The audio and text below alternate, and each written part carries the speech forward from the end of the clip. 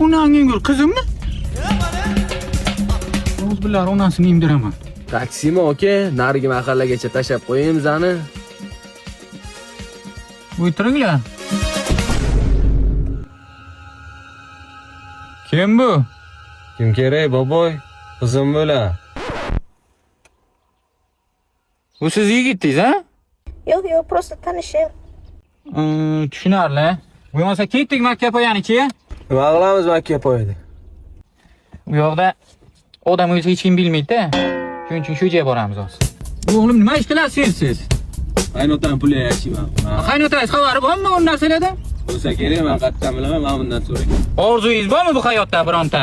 O'limizdan oldin endi bir so'rayapman-da. Orzuyim qaynotam mana shunday qilib o'tirish yelkasi. Orzungizga yetishdingiz bacham. Orzungizga yetishdingiz. Tushunmadim. Yo'q, hozir tushuntiraman. Makkapoyga boraylik hozir. Bo'tga nimaga keldik, boboy? Hech kim ko'rmaydi-da bu yerda, shuning uchun keldik bu yerga. Va shu yuzdan ketyapsiz, boboy. Mana shu kishi mani dadam. Endi yetib bordimi? Asaling? O'ycha tashlamaysiz. Ha, patsan, nima bo'lyapti senga? Taqqa oyoq qo'ymoqchi eding. Hazırlaşding-da. Ana bu nuqtaga kel.